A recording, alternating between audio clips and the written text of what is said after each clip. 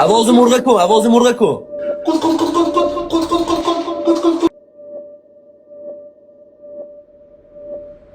استفاده از شبکه‌های اجتماعی نیز فرهنگ و آداب و معیارهای خاص خود را دارد.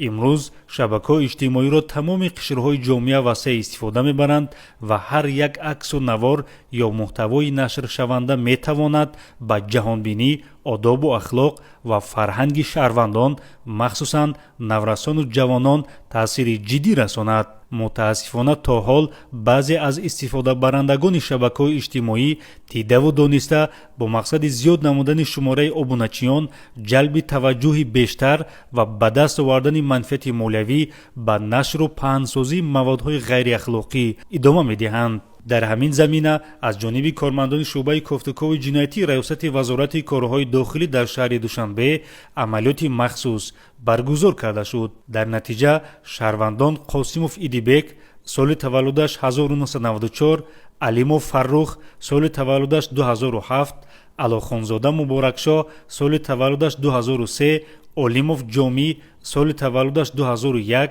و گسانова فاطمه سال تولدش 2004 دستگیر گردیدند. معین کرده شد که نامبردگان توسط شبکه‌های اجتماعی تیک تاک، اینستاگرام، بیگا لایف و گروه‌های ایمو پیوسته پخش مستقیم انجام داده ضمن برآمدهای خود با استفاده از سخنهای قبیح، دشنام و حقارت، رفتارهای بیرون از آداب و فرهنگ و دیگر عملهای ناشایسته معیارهای اخلاقی را دغلانه ویران نمودند.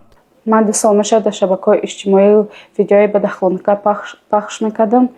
لباسای آریان میپوشیدم، شان و شرف زن تاجیکا پاس میزدم، کپای قبیح میزدم. حاضر ای کارای کردگیم پشیمانم، دیگه تکرار نمیشود.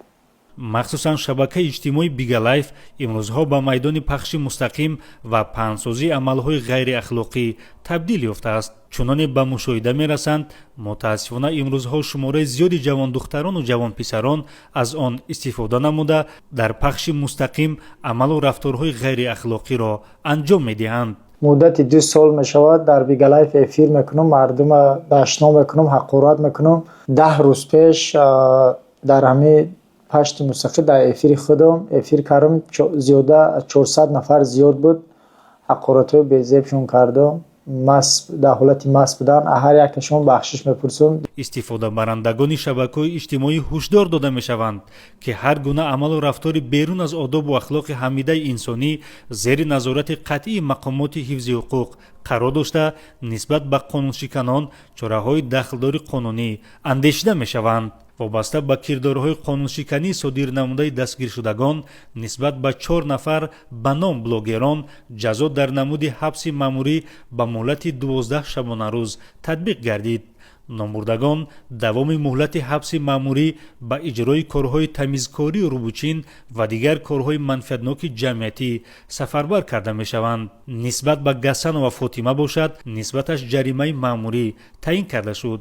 بار دیگر از شهروندان قطعاً طلب کرده می شود که ضمن استفاده شبکه‌های اجتماعی آداب و اخلاق، فرهنگ معاشرت و طلبات قانونگذاری را حتماً رعایت نمایند.